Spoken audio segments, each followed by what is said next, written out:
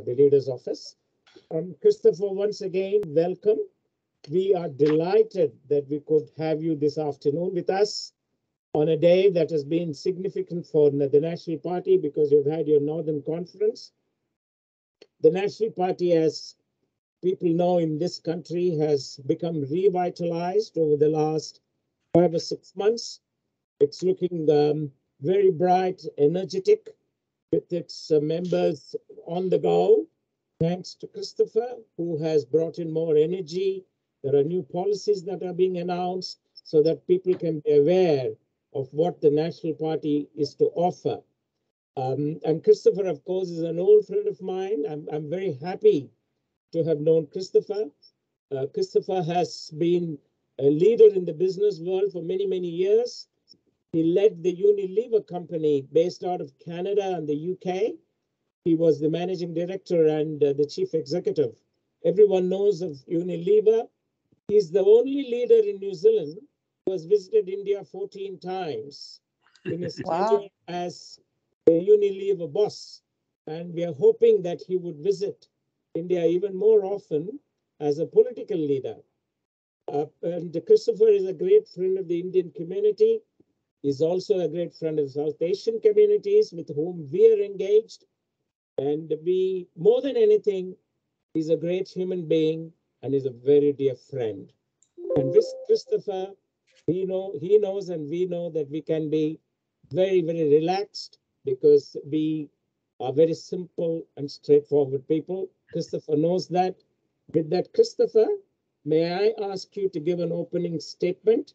And then I will ask Rashna, our moderator, to ask you some of the questions that we have received. We have received a lot of questions, but we have screened them to make them representative of a broad spectrum of New Zealand economy.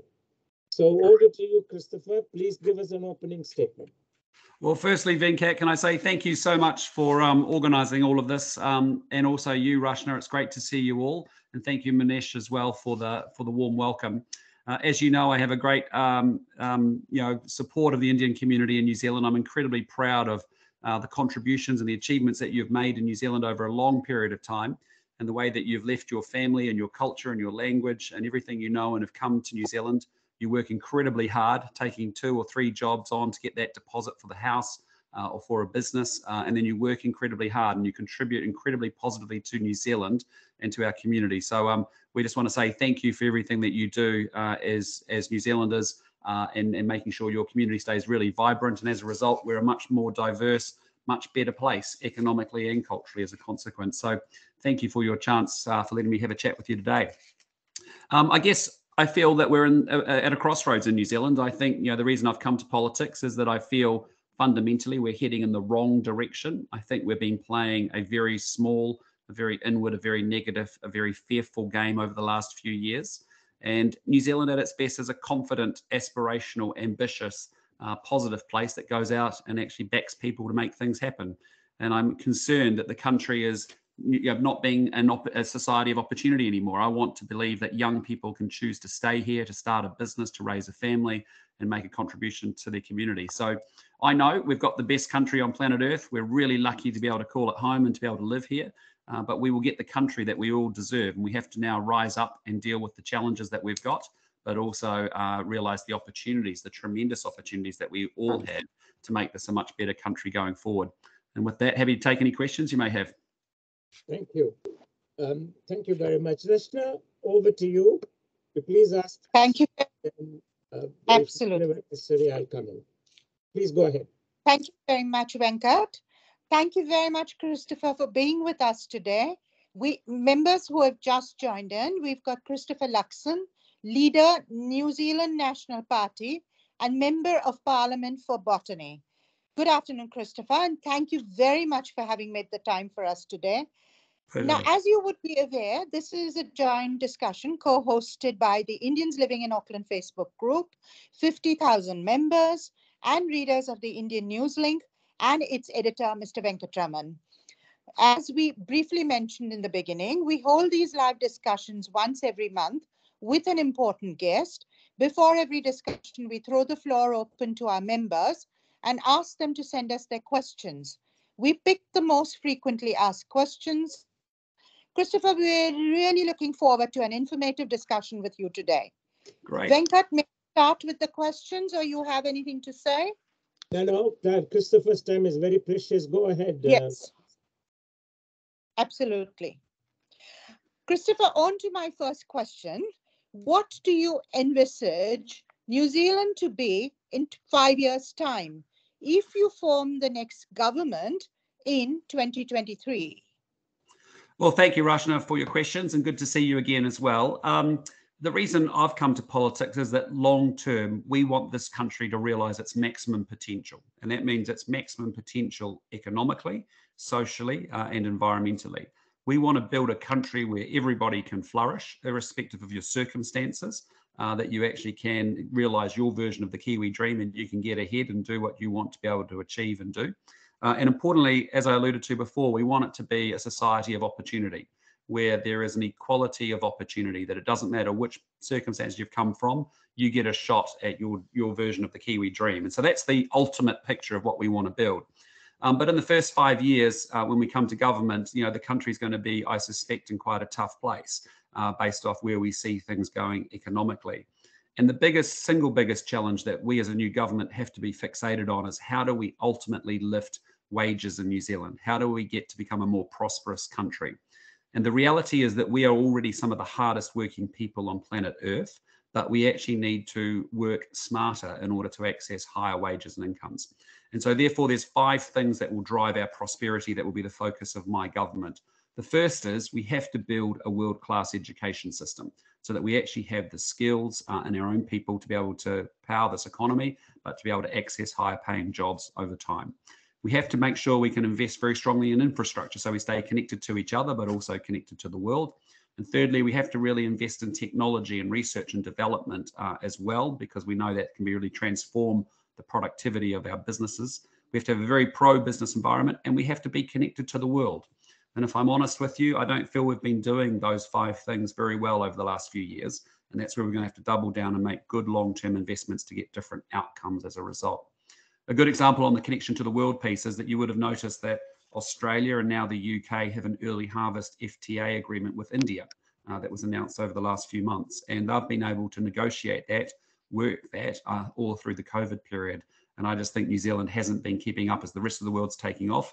We're getting left behind. And so it's important that we are able to do ultimately those 5 things that will lead to higher wages and salaries for everybody. Excellent. Thank you very much, Christopher. Some of your phrases do stand out, and I'm sure members have realized that as well. We move on to our second question. We're very mindful of the fact that you don't have too much time. Now, the big announcement that you made today, how will the national government bring down crime and deal with gangs? Well, look, I think we have to acknowledge in New Zealand that the situation has changed. We have more gang violence, we have more gun violence as a result. If you just think about violent crime, it's up 21%. If you think about gang membership, it's up 45%. And if you think about just the last couple of weeks, we had 23 random shootings. And again, this morning, we woke up for more shootings overnight as well. And so New Zealand, this is not New Zealand. This is not how it has been as we've grown up. But we have to acknowledge that the gang risk and threat is very, very big. So we see it because if you talk to Sunny Kushal from the Dairy and Business Owners Group, you see the struggles that the business owners have been going through, often being ram-raided 2, 3, 4 times, stabbed. And ultimately, this increasing gun violence and gang violence is at the heart of it. So what we said today is, look, yes, we know long-term we have to work on the social causes or the causes of crime, and that is really about social investment and about dealing with poverty and improving education and giving targeted, powerful interventions to those youths that are at risk so that they actually don't think a gang life is attractive, that they think there are other options for them. That's a long-term project that we all have to be very committed to over the long run. But right here, right now, we do need to get tougher with the gangs. And we need to send a message very clearly that National's going to back the police. We're going to make life very uncomfortable for gangs. We're going to disrupt and dismantle them. And we're ultimately going to stand by and with the New Zealand people. And they need to know that because they're not feeling safe and they're feeling fearful in their own houses and their own community. So today we wanted to give police more tools and more powers so they can deal with this rising threat. And the first of them is really, we want to ban gang patches and gang insignia being worn in public, because the reality is a gang patch is really about intimidation. And if you earn one, you have to earn one to get to wear one. And that's because you've either done something violent or you've shown massive loyalty to a gang. The second thing we're going to do is actually stop gangs gathering in public places by ordering dispersal notices. So they can't just show up at parks and get in the way of regular law-abiding citizens. We would stop them with respect to convoys on roads, all those sorts of things that we sort of have been seeing. The third thing is that we really want to stop gang offenders from associating with each other. The reality is gang crime is very well planned and coordinated. The police often have intelligence and they know who those criminals are, but they can't actually, have powers to actually stop them from consorting with each other. And so if they're a serious offender, which is a category 3 or category 4 conviction that they've had in the past, if they have a firearm protections order, if they're a child sex offender, then we will actually issue them with consorting notices, and that would mean that they wouldn't be able to consort with other gang members for a long period of time. And then the last piece is what we've been calling firearm prohibition orders. You've probably heard me talking about this for some months now, but what we want is the police to have warrantless search powers, so that gang members shouldn't be able to have access to guns, be at premises where guns are at, and hold a license, have a license to own a gun if they've been convicted before of serious offences. And so those FPOs need to have warrantless search powers so that police can go into a gang pad or go to a gang member's vehicle and actually do that. So the reason for those 4 powers is pretty simple, is that in New Zealand, we have a citizenship that is based on rights and responsibilities. We all get certain rights as New Zealanders, but we also have certain responsibilities to each other. And gangs are choosing to take the rights, but not to have the responsibilities. And so they're causing pain and misery and hurt to their fellow New Zealanders. And as a result, they've broken that social contract. And so that's the reason for why we need to be able to give our police more power, so they know that we stand with them and we're going to back them. They want to do the job, but they don't feel they're being supported by this government, which has been soft on crime.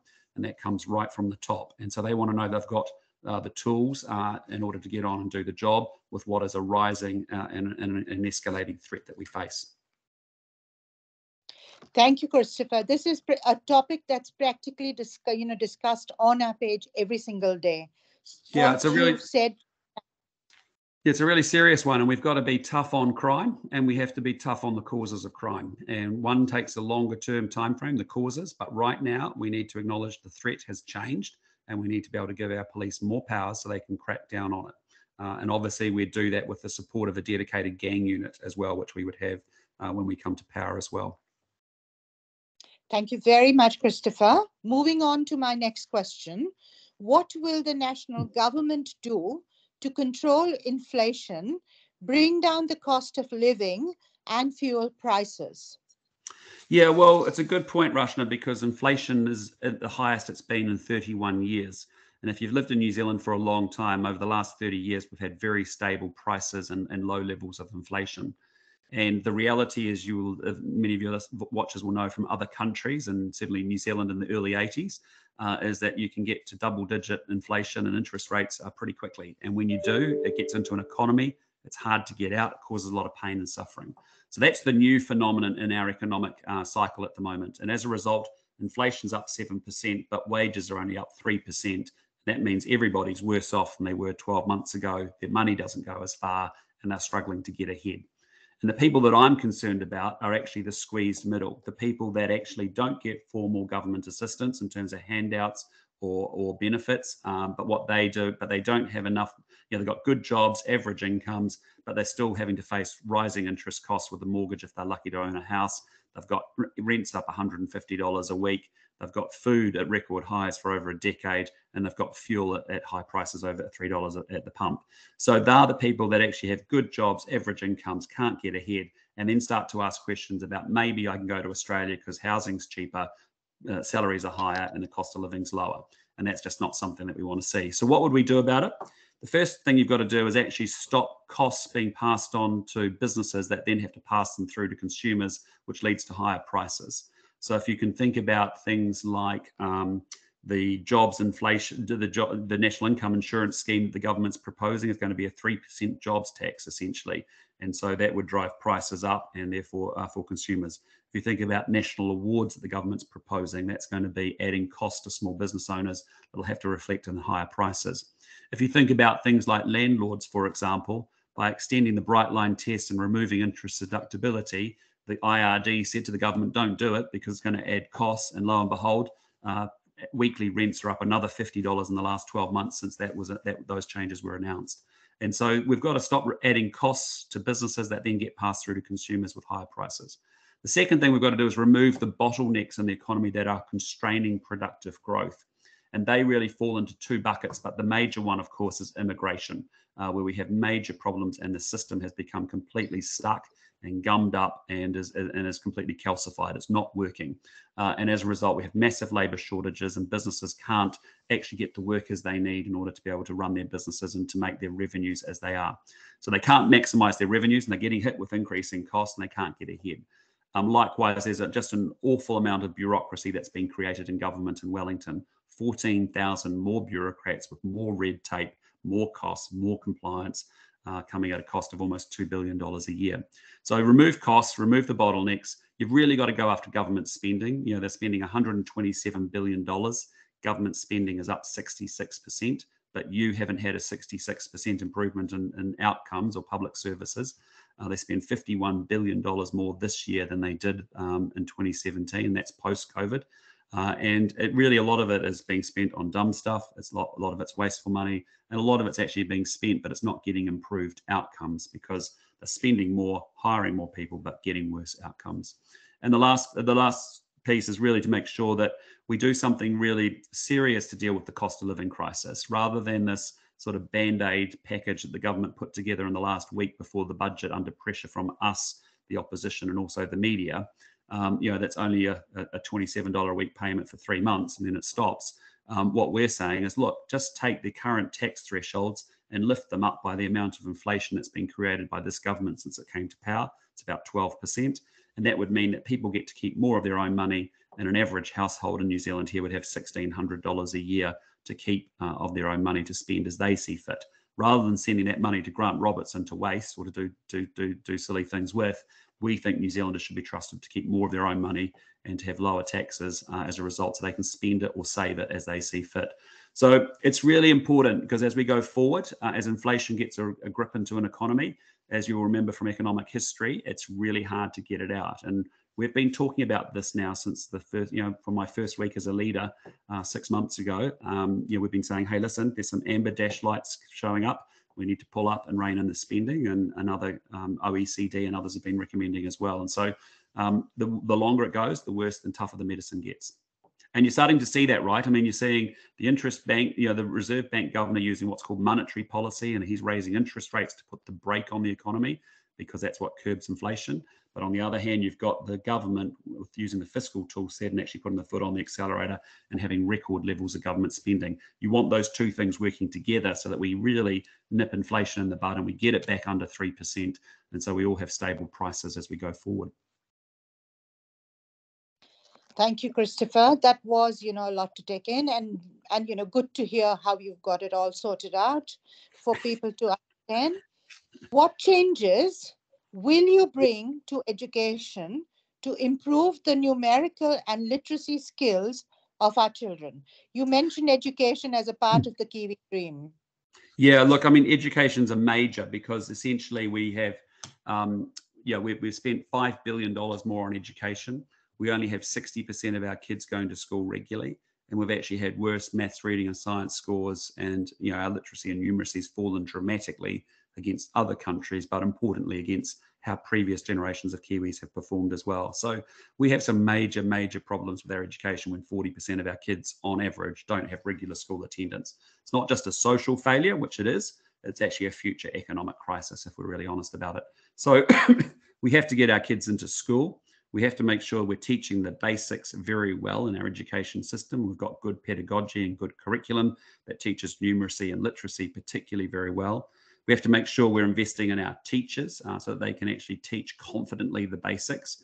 And then we have to measure so that we actually know early when children are falling behind, and then how we can make interventions to get them caught up or get them to where they need to be. So, there's good examples around the world. We saw that in Britain, for example, where there was sliding and declining educational performance. And over the last 5 to 7 years, they've actually turned it around and lifted their educational performance. And so we do know what actually works. We just need to make sure that we put that program in place. Thank you. Christopher, this is a question that particularly concerns the Indian community a lot. And this was a question that was, very, very, a lot of people sort of wanted to know the answer to this. So I'm putting it to you. During the first COVID wave, when New Zealand shut its borders, thousands of migrants who had work or temporary visas were locked out and their visas expired. What will you do for them? Well, look, I think it's probably fair that they come back into the country and they get to work out their visa time that they have. And Erica Stanford and I are of that view. And we're also of the view that then, then they can try for residency and they may get it or they may not get it, but at least they should be able to complete the time that they had on their visa already. That makes sense and it seems fair. Absolutely. Christopher, moving on to my next question, and this is coming from a reader of the Indian News Link. Will you reduce the rate of personal income tax and other taxes? Yeah, I mean, our view has been very clearly, look, there's 3 things we have to do around tax. The first is, it's not ideological. We're just saying, look, many countries do it around the world, is that you just index your tax thresholds to inflation so that people who are only getting a 3% pay increase don't get thrown into a high tax bracket. And if you think about it today, the average person in New Zealand, I think the average salary is about $72,000. On that, they're paying 33% marginal tax rate. If you think about someone who's maybe doing 44 hours on minimum wage, their marginal tax rate's 30%. And so there's a real need for us to keep lifting those tax thresholds and index them to inflation. Because essentially, Grant Robertson, when prices go up, he collects a lot more GST. And as a result, he also collects more income tax. And in fact, he's collected, I think, close to $17 billion more of income taxes and tax in general as a result. So, we just believe that New Zealanders should keep that money in their pockets and choose how to spend or save it rather than him. So that's the first short-term measure in the spirit of wanting to oppose the government, but also to propose an idea. That's one of our ideas that we've proposed a few months back. And I do think, given the cost of living crisis, that's a more structural, smarter, strategic sort of response than what we've seen the government do, making it up on the fly for 3 months for a Band-Aid payment. The second thing is what we've said is, look, we know this government's added a lot of tax into the system, essentially during its period. And over our first term, we'll look to unwind that. So things like the Bright Line test, adding interest removing interest deductibility, we'd unwind those things and put them back in. But really, the National Party is a party of lower tax. That's what we believe in. And in order to make that work, we believe in having better government, which means that we're more efficient with taxpayers' money and we're not wasting it. And that's really our focus going forward. Of course, as we go to the election, we'll have a fully costed fiscal and tax plan, and that will have to be considering where the economy is at that point in time and what we can legitimately afford and how we go about doing it. Thank you. Christopher, another question, and this again concerns the community a lot. They're constantly asking about this, on our page as well. Will your government resume issuing visas under the parent category and for grandparents? Yeah, look, I mean, we just acknowledged the role and the importance of the role that parents and grandparents play for supporting New Zealanders here. And so, we know that that's critical, that's actually common to all cultures across New Zealand. And so if you can hang fire, Erica Stanford and I have been talking about this for a few months now. She's working on some thinking and a policy which she'll announce very shortly around that. But I think it's pretty safe to assume we've looked at what we do in Australia and Canada. And obviously, they have long-term sort of multiple entry visas. And the question is just how we make sure that the burden of caring for those parents or grandparents doesn't fall on the New Zealand taxpayer. And so in terms of, you can imagine things like health insurance and other things that we have to weigh up and consider. But we understand there's a really important role. I was I popped in, saw a doctor the other day. His wife was a doctor in another part of Auckland. They've just got a new baby, and really what they wanted was their mum and dad to come out and support them for a few months as they try and juggle what have been extreme jobs and an extreme time, and also an infant as well. So we have huge sympathy for it. We just got to get it crafted right, but just trust us. Erica's working on it, and she cares deeply about immigration and understands the issues, I think, better than anybody. And she's been the one that's been pushing the Minister of Immigration to do a lot of things over the last 2 years, and she's got some good thinking about this one too.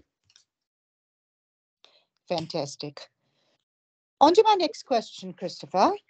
How will you address the acute shortage of workers in many industries? Yeah, well, you're right, Rashna. That's certainly one of the biggest problems we've got to the New Zealand economy at the moment is every region, and I go to 2 or 3 towns each and every week across New Zealand, every sector, is short of workers. This morning when I was giving my speech on crime at our conference, the events manager there was just saying, Chris, I'm washing the dishes because there's actually no staff.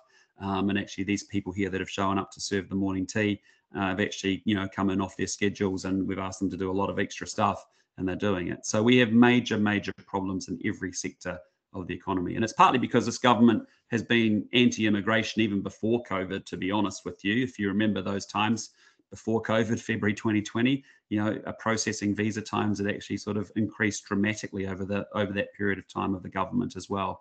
And so now we see it completely blocked up. And I think, Rashna, the biggest thing at the moment, and the single biggest thing that we could do, is really announce a pathway to residency.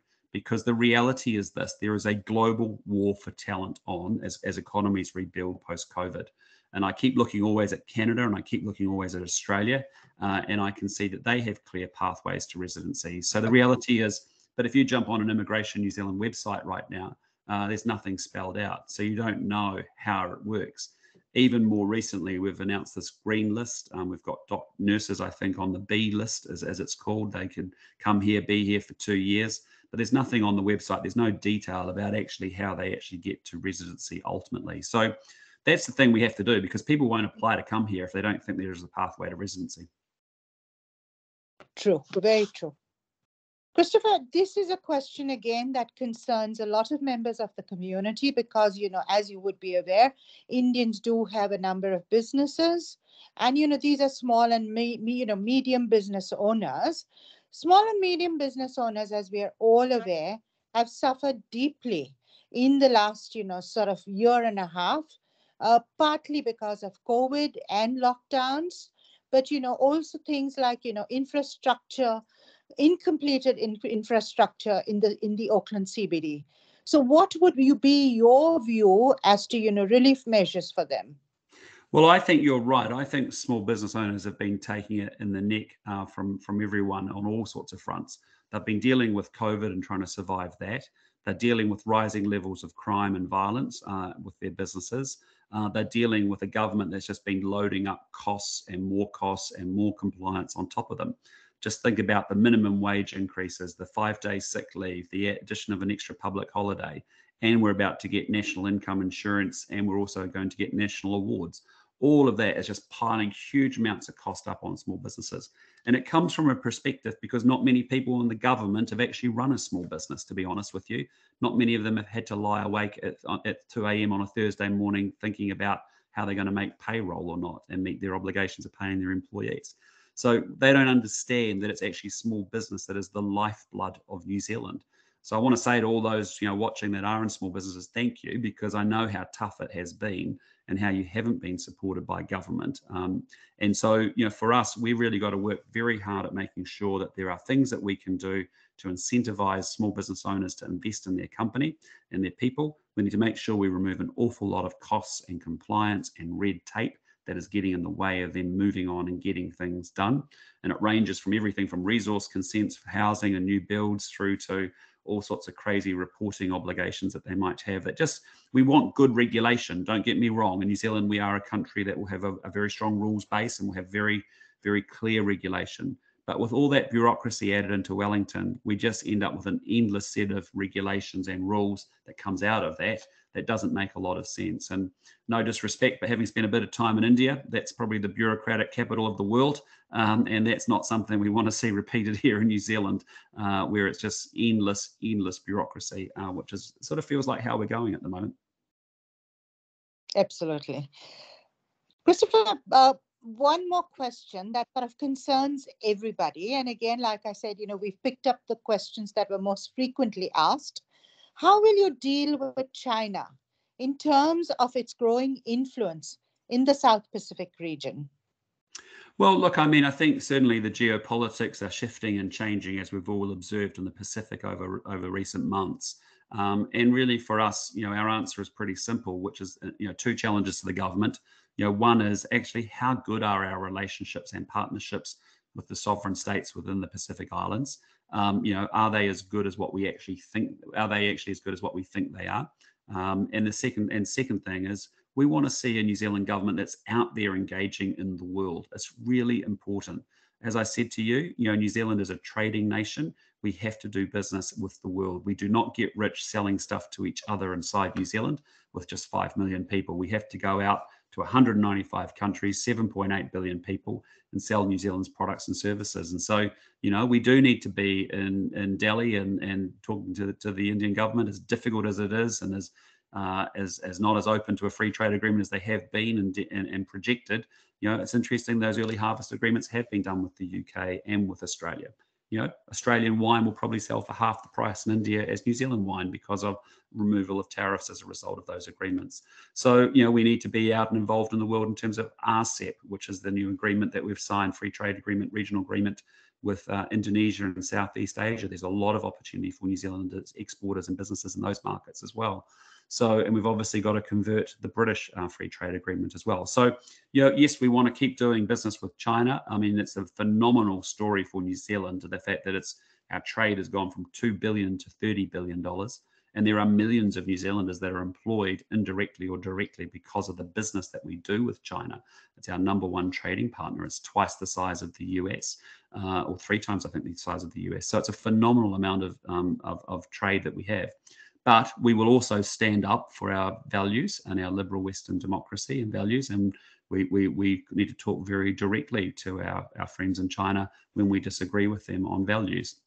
But I think we can always do that respectfully. We've done that respectfully with China now for 50 years and the relationship that we've had with them. So we've got some things to balance, I get it, but I think we always have an independent foreign policy in New Zealand. We do it with respect always, but we raise our concerns when our values are threatened. But equally, we should continue to trade with as many people as we can across the world too. Excellent. Christopher, you'll be happy to note I've just received a message from a member come on my WhatsApp saying that's a fantastic point on free trade. And that's the question you had asked, as a matter of fact. Yeah, no, it is. I mean, it's a great opportunity for us in New Zealand, isn't it, that we have to do trade with other countries. And so therefore, we do want our trade ministers on aeroplanes all the time, talking to trade ministers in other countries, getting the business done for us. Excellent. Venkati, would you like to, give Christopher a few questions as well? Yes, certainly. Christopher, I would like to take you back to some time of your opening statement when you mentioned about the need to raise wages so that people are able to cope with the cost of living, etc. On that score, yesterday, Business New Zealand lost its case at the ILO on the Fair Payments Agreement scheme. But don't you think you would continue to have challenges from organizations like New Zealand every time you speak of a rise in wages? Well, I think the challenge, if I understand you correctly, Venkat, is that I personally just don't think putting fair, what are called national awards, I don't actually call them fair pay awards because I know that that's going to mean businesses are going to be paying higher costs out to staff. The way to do that is actually to improve the underlying productivity and efficiency of a business, right? It's actually for a business owner to be able to access higher value customers that are paying them more. It's about being able to control their costs so they can improve their margin. It's about making sure that those are the things that ultimately give them an opportunity to lift wages across across their employees. That's what I learned in my business career by improving the performance of Air New Zealand, for example. I could offer company bonuses to people that previously didn't have them. We didn't need to do it, but we chose to do it because we thought it was the right thing to do. So the ultimate way is to improve the productivity of a business, not just to layer up costs and make it inefficient and bureaucratic. And that's what the government's doing with a lot of these measures. I agree. I think productivity has always been a challenge in our country for the last 20, 30 years. Yes, you're right. Fortunately, we have not been able to address that properly. I'm sure that you would be looking into it and announcing some policies which would help us. It's a long-term process, as you and I would agree. Yeah. Basic productivity is not a short-term measure. It needs to have long-term strategies and also incentives. Yeah, you're dead right. I mean, that is, to be honest, Venkat, that's the biggest problem we've had in this economy in New Zealand now for 30 years. I call it a productivity disease, because New Zealanders, as I said before, are some of the hardest working people on planet Earth. We don't need to work harder or just keep, just beating ourselves up and say, work harder, work harder. We actually have to work smarter. And as a result, if I look at other small advanced economies that I've studied quite a lot, Ireland, Denmark, Switzerland, Israel, Singapore, there are aspects of those economies that make them much wealthier than New Zealand. And a lot of it comes back to what are the core foundational drivers of prosperity. And the big bits is education. You can't be slipping against those countries in your education performance and standards and expect you're going to be able to access higher incomes or salaries if you can't do numeracy and literacy. When only 60% of our kids pass the most basic global reading test at 15 years old, that's a bit of a problem. Secondarily, we've got to really invest in infrastructure in this country. It requires us to have a good plan of where we're going and a pipeline. It requires us to get clear on how we're going to finance it, how we're going to regulate regulations that support it, and obviously then execute it very well. And you see places like Singapore, Denmark do that incredibly well. And so, we know that's important because we have to be able to get connected to the world and to each other. Otherwise, we don't get knowledge transfer happening throughout it. So there's a lot more we can do around embracing technology, research and development, where we can actually invent those higher value products and services and jump to higher value industries if we make those investments there. Business has to be encouraged to take those risks and actually back entrepreneurs who want to do that and to be able to access capital when they need it, but access education and markets as a result. And that's why, and then the last bit is the access to international markets, because to be honest, Venkat, we don't actually have very many successful global businesses outside of New Zealand. If you look at our top NZX top 10, very few of them are operating at global scale. And, without getting too economic on people listening, we know the top 10% of New Zealand firms, the best performing ones, are 7 times more productive than the bottom 10%. But we also know the best performing New Zealand firms are quite a long way short of the best performing global firms. And again, you look at countries like Denmark that have big global companies that are really what we call frontier firms. And the benefit of that is they are the best in the world at what they do, and they actually lift the businesses and back in their domestic markets that sit and support them. So there's that is without doubt, and I don't want to bore your fans with lots of technical information, but that's the biggest economic challenge we have. And that's the single biggest thing that we could do to raise the floor for all New Zealanders so that they can actually lift our collective prosperity and their own individual wages and incomes.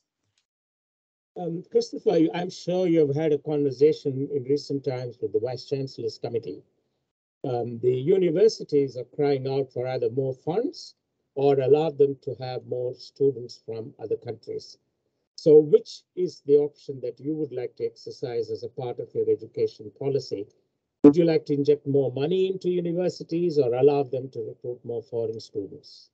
Well, what I really want is better outcomes, and sometimes what's happening with this government, it's confusing spending money with actually getting outcomes. And there's something in the middle called delivery and implementation and execution. And essentially this government just thinks if I announce I'm spending money, it should just magically happen. And we just know that's not the case, right? We've spent $5 billion in education and the results and attendance have gone backwards. We spent $2 billion on mental health and we've got nothing to show for it. We spent $8 billion more, hired 2,500 more bureaucrats, And actually, we've got 53,000 more people on a job seeker benefit at a time of record job vacancies and also low unemployment. So I'm an outcomes guy. Do you know what I mean? And I think the money has to drive into delivering better outcomes. So, but you are right. International students is something we should be bringing back to New Zealand because it was a big export earner for us. But actually, having international students in here leads to good knowledge transfer, and it's one of those things that actually helps build the connectivity to the outside world and leads to improves our productivity if we can get knowledge transfer happening as well. We don't believe in our party that it's a zero-sum game of either you choose to have immigration or you choose to have developing New Zealanders within New Zealand. We think you need a combination of both is what we need. So what it means really is that you would open up for the gates more for international students like you have done in the past as a party. Sorry, mate, I can't quite hear you. What was that? What I meant was that would you then allow more international students to come into New Zealand as a part of your education policy? Yeah, certainly more than what we've got going at the moment. Yep. Okay, that's great. Coming to income tax policy, the incentives that you were proposing to offer, Christopher, how would control of fuel prices come into your purview? Because those are rising costs which affect all New Zealanders. So would there be any possibility of looking at some kind of a control on some of these prices? Well, I mean, the bottom line is, with oil and fuel and having bought a lot of fuel in New Zealand, it's really a globally dictated price, a big component of it. Having said that, if you take $3 per litre, half of it is essentially taxes in New Zealand and the other half is actually the global oil price. So one half of it you don't get any influence over, but the other half you do get to choose what could happen. Here's a very basic thing. We should just remove the Auckland regional fuel tax. The bottom line is they've collected over $500 million. They've only spent $200 million. They've got $300 million sitting in a bank account really not doing anything. So, that's a very simple thing for us. Remove the regional fuel tax here in Auckland, and that would be incredibly helpful to many New Zealanders. Oh, great. Okay. On free trade agreement with India, Christopher, I think the biggest advocate that we have had for free trade agreement with India was John Key. Mm-hmm. I went with him to India twice, and John Key did an incredible job of trying to improve relationship with India and have an FTA. But as I've always said, there are many stumbling blocks and imponderables on an FTA with India. Do you think you would be able to overcome some of those obstacles? Because the only way you can have an FTA with India is to have it outside of agriculture and dairy. Yeah, look, I think the reality is that we do such little amounts of trade with India. It's not a very significant trading partner for New Zealand at all. And yet we've all been talking about for the last 20 or 30 years, the Indian century, when's it going to come? Surely it's a great market. Surely we should be doing some business there and enlarging our business there. But it just hasn't happened, right? And so, what we really need to do is continue to build those relationships. So build on the work that John was doing, which was establishing relationships, a presence, keeping New Zealand top of mind. But as I've said, both Australia and the UK, through the middle of COVID, have obviously continued building those relationships and come together with what the Indian government call an early harvest free trade agreement. Yes, it's not a full and comprehensive free trade agreement, but we should be taking whatever we can on whatever sectors of our economy we can get some relief. It might be wine, it might be a bunch of other things. Yes, it may not be full on dairy removal of dairy tariffs, but actually we should be working and hustling to get what we can get. So that we're not at any advantage. And once we're in that and we're making that work, then we can keep thinking about how we can expand it over time and continue to deepen the people-to-people connections, the flows of trade, capital, and information flow after that. So that's the mentality we have to be in, which is we have to be hustling. And the bottom line is we haven't been hustling in the world. The world's taking off, it's moving on. Talk to your friends in lots of different centers around the world, and you find out that they're just getting on with life. And we're still sitting here in a pretty, just coming out the other side. So we've got a lot of catch up to do. I think you bringing some fresh thinking on this subject, Christopher, which could work very well for New Zealand. Because if we can go for what we call a selective free trade agreement with India, which was proposed a few years ago, I think we would start achieving some good results there. Perhaps no one knows India, the Indian market and the Indian investors more than you do, because you've been there so many times and you have dealt with Indian businesses much more than any other leader in New Zealand. So perhaps you could start looking at it, and there are lots of benefits that can be reaped, just like Australia has done in the last few months. Yeah, and the UK have just done as well, Venkat, just in the last couple of weeks. And I think that's the point, right? Is that actually you build relationships, and from relationships, you start to talk about the possibilities of what you can do together, acknowledging that we won't agree on everything between the two countries, but actually find the areas of common interest and commonality. And then you start to build literacy and experience in a market as businesses start to do, some businesses start to do business in India. And then you actually get those flows of capital and trade and people-to-people connections working. That's how over time, it was only 2008 we signed the free trade agreement with China, but a lot of New Zealand businesses can operate fairly effectively in China. They've started to learn how to operate. They've got to learn how to operate more in Southeast Asia, in Indonesia, in the UK and other places. So they're all big opportunities, but we've got to build our commercial literacy as well. And let's work with what we can. It might be services, and it might be, as I said, viticulture or other things that we can agree on, that we should be doing everything. I can tell you one thing, Venkat. Todd McClay used to be our trade minister in the last government, and he was perpetually on the phone or traveling on the plane, just non-stop 365 days a year, to make sure that New Zealand as a small country gets share of mind of our much larger potential and current trading partners. And that's what made us have more influence than probably our relative size. And we just need to get that external orientation out in the world again happening very much. And not to forget our dear old friend Tim Grosser before him. Yeah, well, Tim was another great example, right? Who was just passionate about trade. Yeah, but he's passionate about it, and he understood it so well, and was such an expert at it, and respected globally for his knowledge as well. So, just getting that, we've got to get that mojo back again, because I can tell you the world will take off. They'll forget about New Zealand unless we're there and making our case and doing so and building relationships. Two other areas, Christopher, before we conclude, which have not been spoken much of. One is investment in science and innovation. And secondly, infrastructure development. So how much do you think your government will go into science and innovation to promote it in New Zealand, among New Zealanders? Yeah, well, we have to do that, because if you think about our agricultural sector, for example, we know we have some real challenges in terms of how we use research and development to march down our agricultural emissions. But it's not there's no existing technology or innovation or roadmap for agricultural countries around the world to be able to do that.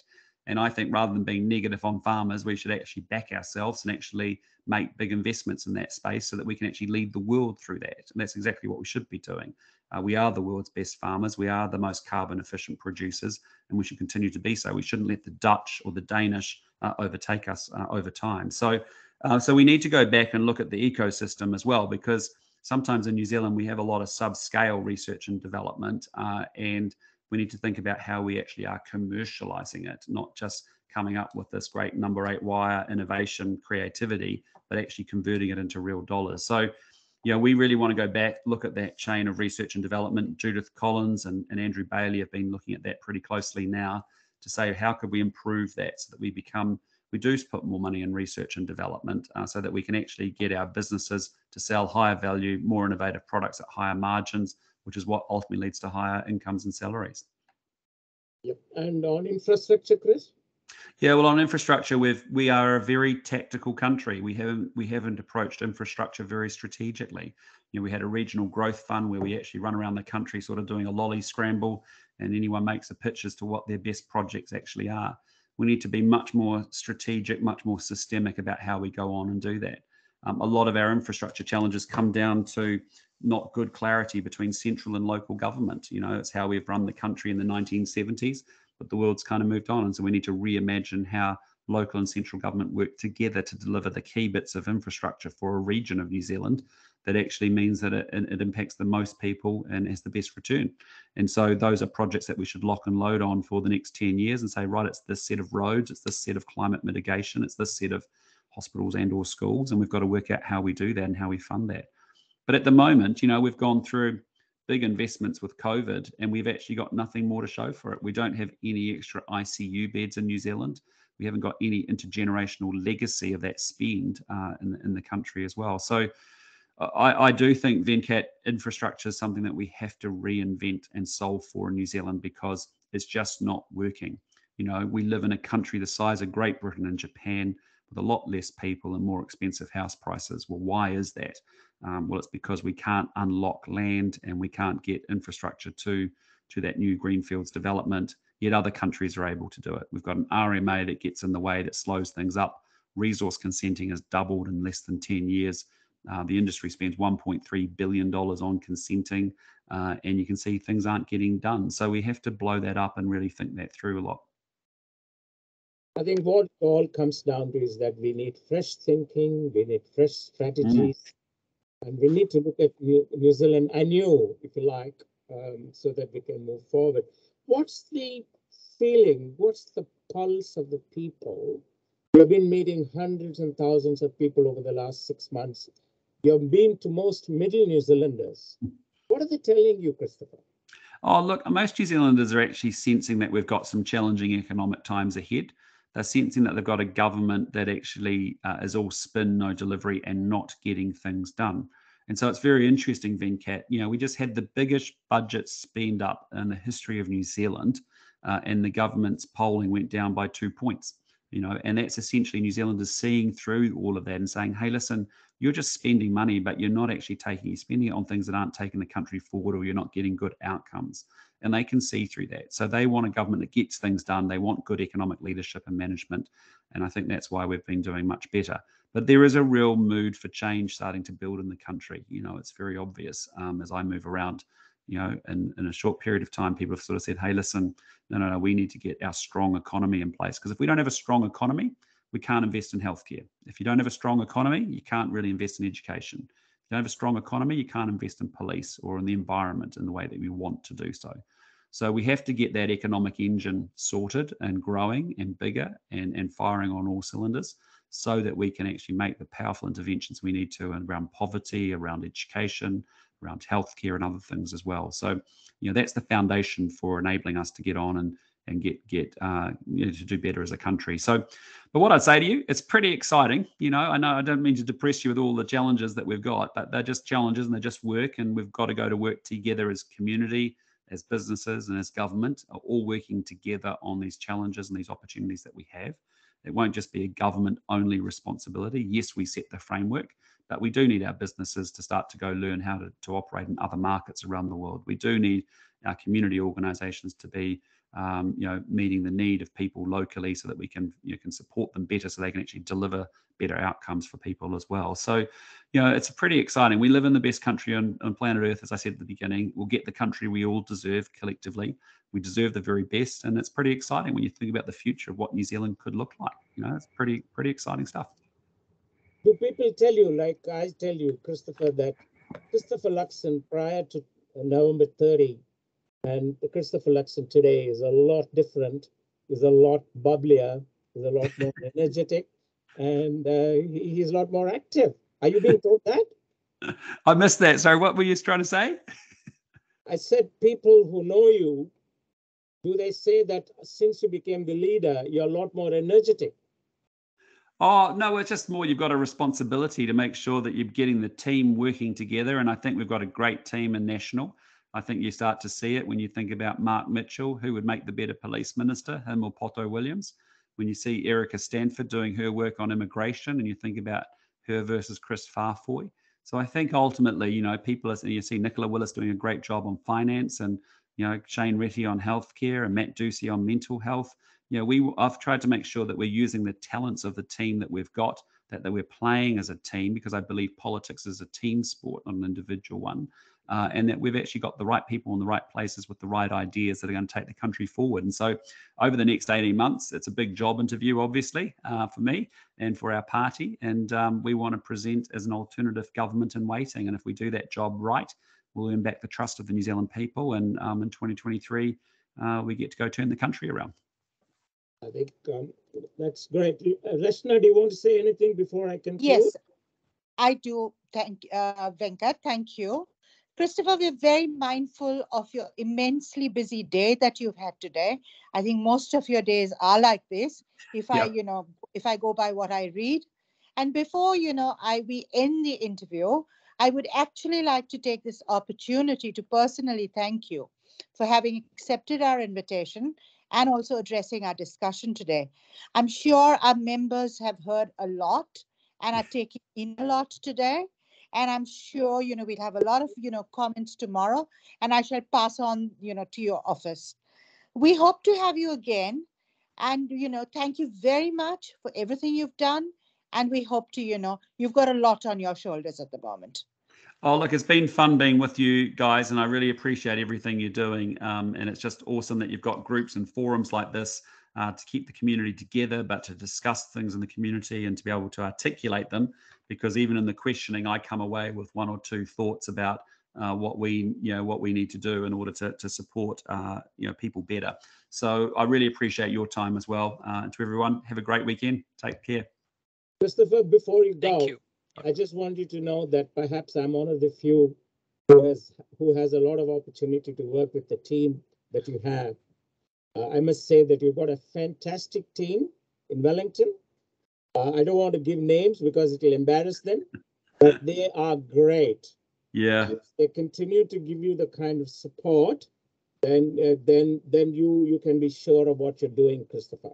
And my compliments to you because you've got a great team. Yeah, thank you, Venkat. It's, as I said before, it's all about team.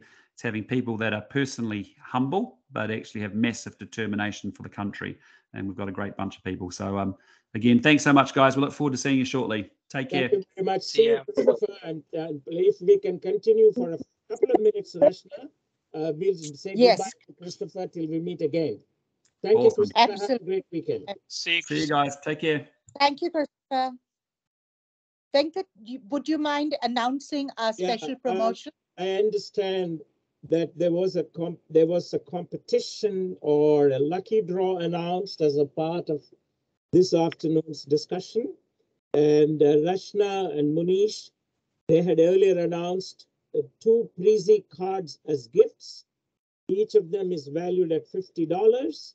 And the 2 winners who have been picked up, the cards were donated by Munish. But Munish, you're a resourceful man, so you can continue to donate to even people like me. The winners are. I'll excuse me, Venkatji.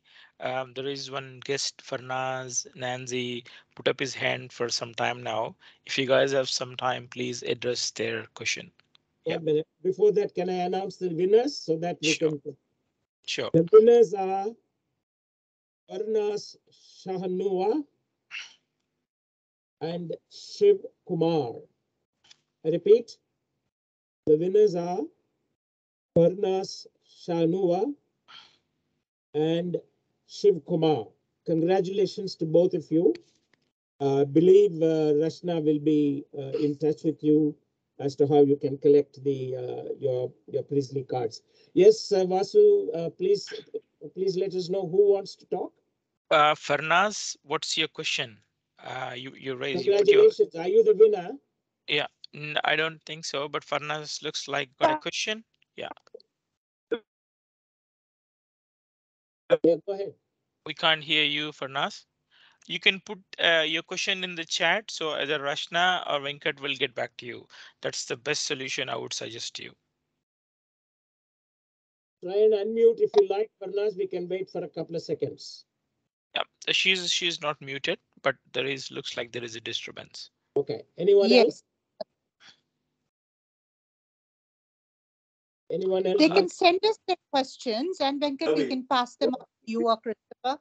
Yeah. Okay. Cool. So what I would do, like every time, if you guys are done everything, Please don't stay on the call. Exit the call, then that's when I would be able to retrieve the recording and share it with you guys.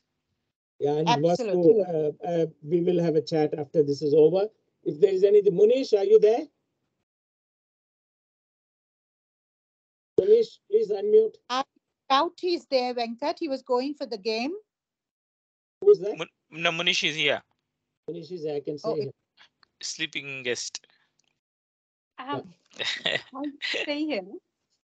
Okay, Munish is muted, so it's all right. Okay, I think that's it for the.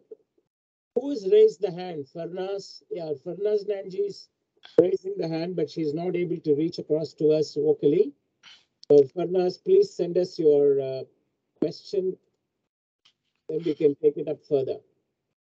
Okay, with that, Vasu, thank you once again immensely. You are No all problem, sir. great asset to us.